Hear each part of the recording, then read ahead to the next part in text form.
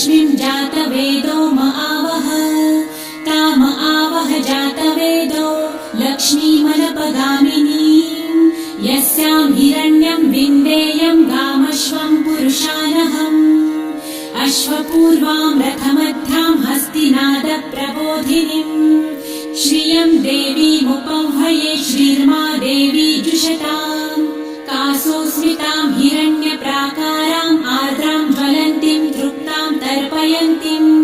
पद्मे स्थितां पद्मवर्णां तामिहोपह्वये श्रियम्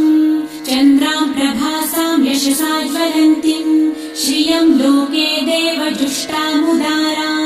तां पद्मिनीं शरणमहं प्रपद्ये लक्ष्मीर्मे नश्यतां त्वां गृणे आदित्यवर्णे तपसोऽधिजा